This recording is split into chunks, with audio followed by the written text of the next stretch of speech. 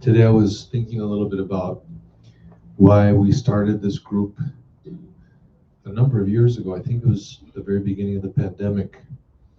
And I often feel, as a native English speaker, that it's redundant to put content online in English because we have such unbelievable access to so many incredible teachers that are so generous to speak English, like the Dalai Lama and Nyingma Rinpoche and Kadro, and of course Zonzar Chensi Rinpoche, Mingyur Rinpoche, etc., etc.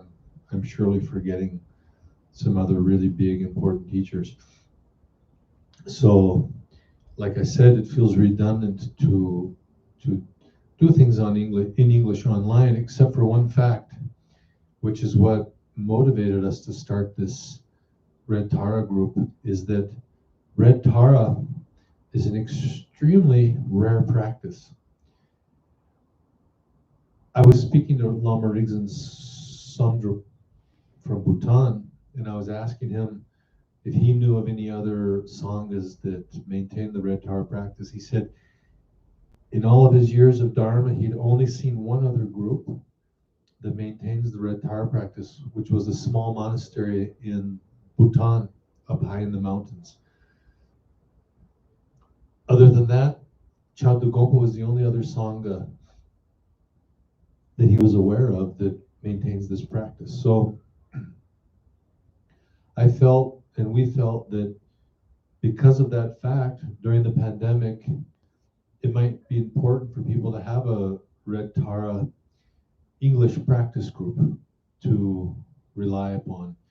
And it's taken on a life of its own.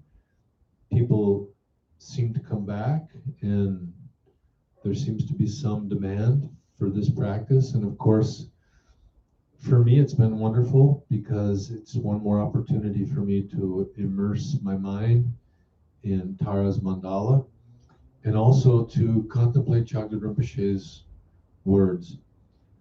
This book, Change of Heart, written together with Lama Shenpen, is very transformative and a wonderful book to contemplate. So I'm very grateful to the interdependence between all of you who come and do this practice every week, and the reading of this book and contemplation of this book and the practice of Red Tara. So that's the basic idea.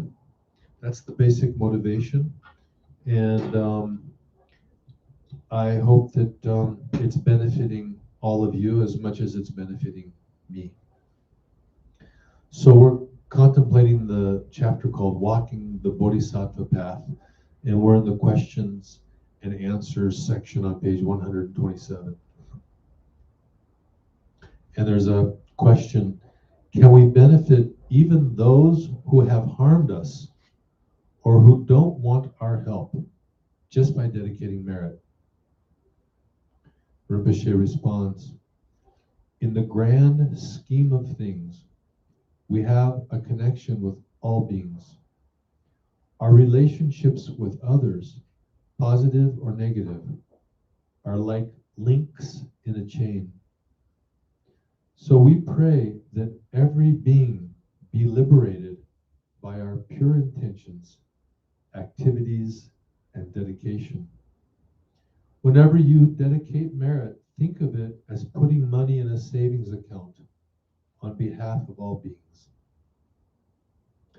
In some cases, dedicating merit may be the only thing you can do on behalf of another. If you want to help someone in an abusive relationship, you have to be extremely skillful so as not to arouse anger, the desire to retaliate, or some other negative reaction in either person. If nothing else works, you can pray for and dedicate merit to them. It's as if all suffering beings inhabit a dark room that can be illuminated by a single oil lamp. The virtuous thoughts and actions and the dedication of merit of anyone in the room add oil to the lamp. Everyone there benefits when the flame burns brighter and longer. Every harmful, negative thought or action consumes the oil, increasing the darkness. The power to make change lies in our own hands, but we must be patient. Even if there is no immediate benefit, our efforts will not have been in vain. When we create and dedicate virtue unspoiled by anger or regret, the merit will eventually ripen for those we wish to help. By dedicating the merit to all beings, we add oil to the lamp that lights the way for everyone. I know that we all have occasions where all we can do is pray for others. And I know that sometimes we can feel like, does prayer really work? And that's because oftentimes the result doesn't come immediately. But on a deeper level, if we look at the basis of the Buddhist teachings, which is the law of dependent origination, or sometimes called interdependent origination, everything arises from previous causes and when the conditions are right. So every aspiration that we make, we're planting a seed that in some moment will come to fruition. It's because of the law of karma, of cause and effect, and the law of dependent origination. Nothing arises without a cause. And ultimately, all that arises originates from a thought. Because speech and actions always arise from a thought. So thoughts are extremely powerful. They're the driving force. So every time we say a prayer, we're sending out positive thoughts. And even though the results aren't always immediate, just remember the law of dependent origination. At some point in time, when the conditions come together, those prayers will be answered. And it's a lot like